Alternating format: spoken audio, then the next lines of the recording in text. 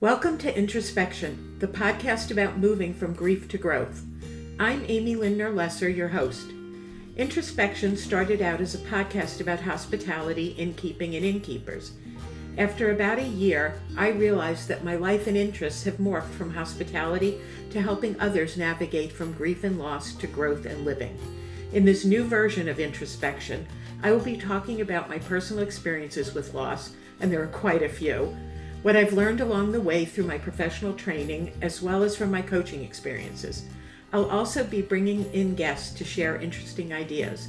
So grab a beverage, find a comfy place, take a deep breath, and listen in. Hi, everyone. Welcome back to Introspection, the podcast that seeks to normalize grief and loss and see them as typical life transitions. I'm Amy Lindner Lesser, your host, and I'm excited because spring is here. So as we step into spring, which is a season of renewal and growth, I want to invite you to consider something really important. What if healing after loss isn't about moving on, but instead about moving forward with all of the love and the grief that you carry, and you're moving forward into something new and beautiful? I want to start by acknowledging the courage it takes to show up for a conversation like this. It's not easy. Whether you're here because you've experienced deep loss or because you want to support someone who has, this episode's for you. So again, thank you for listening. Today, I want to talk about what it means to move forward after grief and loss. And that's sort of funny because there is no really after. But there is an after the heaviness, after the deep, deep grief. I want to be really clear. Moving forward is not the same as moving on. We often hear the phrase moving on as if grief is a hurdle that we just need to get over, a chapter we should simply close and leave behind. Grief doesn't work that way. It's not a task to be completed or a project to finish. It's a process, an ongoing experience that reshapes who we are. And that's okay. It's actually more than okay. It's normal. Grief is normal. We just happen to live in a society that discourages the feelings and expressions of feelings that make others uncomfortable. In other words, move on because I don't want to hear you. It makes me feel uncomfortable.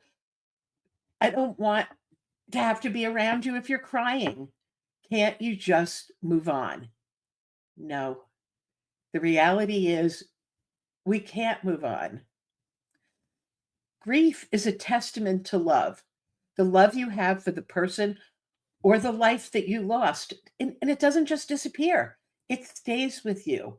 It stays with you forever.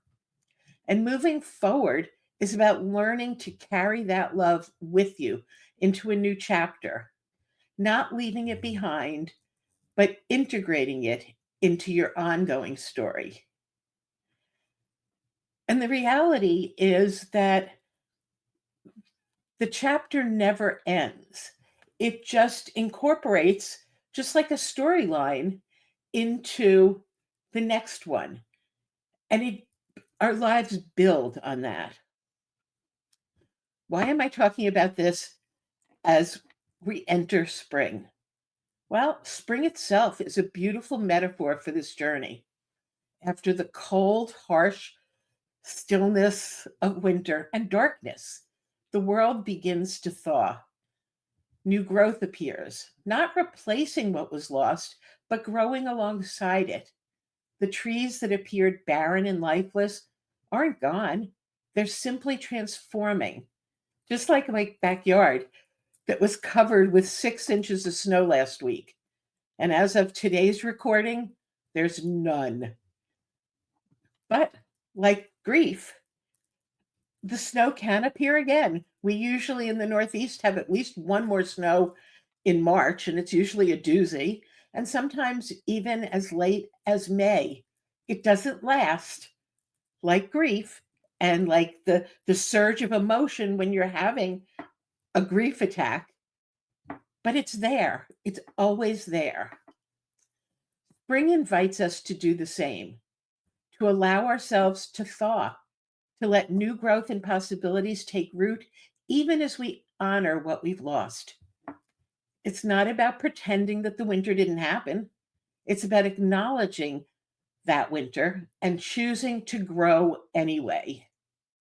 For many of us, especially those of us who are women, the process of growth after grief also means rediscovering, sometimes discovering for the first time, who we truly are. For so long, we may have worn labels and identities given to us by others, our partners, such as mother, wife, caregiver, employee, friend. We've been who the world needed us to be. Career wise, we might have become a teacher or a social worker. We may have chosen hobbies to fit our partner's likes, such as golfing or sailing, or even playing a certain type of cards. When loss comes, those identities can feel shattered, leaving us unsure of who we are beneath it all. Spring offers a gentle invitation to explore that question. Who are you truly? Not just in relation to others, but in relation to yourself. What brings you joy? What makes you feel alive? What dreams, long buried under responsibilities or expectations, might be ready to sprout? Maybe it's time to dust off those desires you once had, passions from adolescence or early childhood that were placed in storage or put on ice because life simply got in the way, or not so simply. Spring gives us permission to begin writing a new life story, one where you allow yourself to explore what lights you up. And as you do that, you may find silver linings within what once seemed like only a negative experience. It's about honoring what you've been through while also daring to dream again. Grief has a way of stripping away pretense. And while that can be unbearably painful, it also creates space for something real to grow, something authentic, something that belongs only to you. When we grieve, it's like living in perpetual winter, and stepping into healing can feel intimidating because it requires warmth, softness, and vulnerability. It requires letting yourself feel joy and hope again, even if at first it may feel like betraying who or what you've lost. But it's not betrayal, it's courage. It's allowing life to continue, your life, with all its messiness and beauty. As a grief and life transitions coach, I walk with people through this very process. It's about finding ways to carry your grief differently, not by setting it down and abandoning it, but by learning how to hold it in a way that allows you to grow, breathe, and even bloom again. The important question to ask yourself is, am I wanting to move forward out of guilt, because of pressure, or fear? Or do I want to move forward because of hope? When your desire is out of hope, it's time to start to move forward. You might vacillate a little because you're not going to go from 0 to 100 immediately. But if you find that your desire is more out of hope than out of the negative, the fear kinds of feelings, then go for it. In order to grow, we have to do things that are uncomfortable.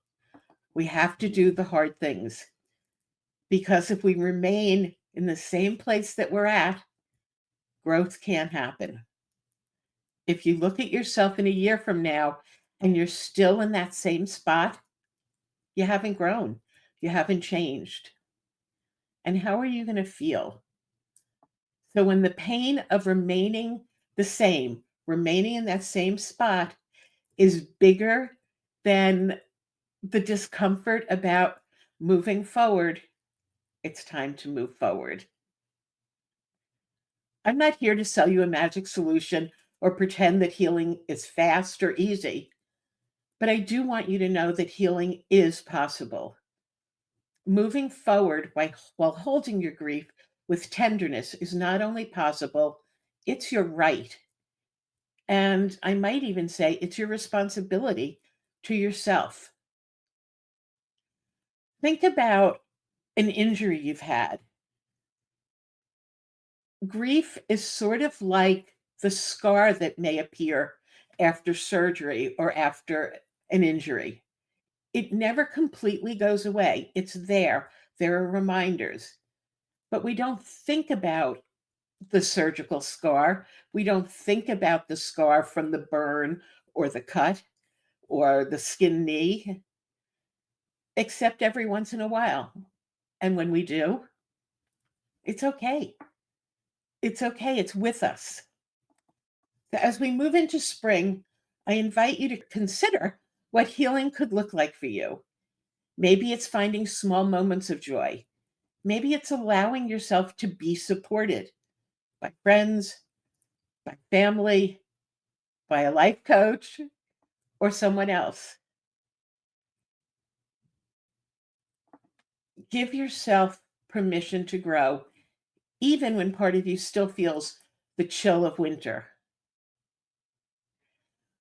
Wherever you are in your journey, know that it's okay to honor your grief while also choosing to honor your own growth. You don't have to pick one or the other. Just like with emotions, we can hold two conflicting emotions at the same time. For example, we can hold sadness and joy, sort of bittersweet. We can laugh and cry at the same time.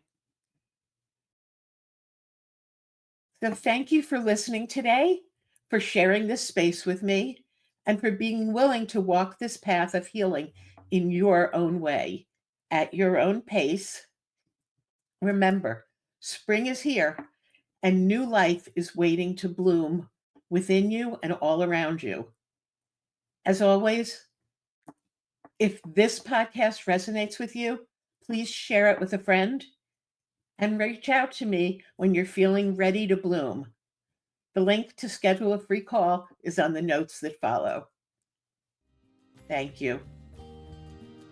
If you liked what you heard on this podcast and want to hear more, please follow us and tell your friends. You can also find me on Facebook at Amy Lindner Lesser, Grief to Growth Life Coaching, and on LinkedIn at Amy Lindner Lesser. Thanks again for listening.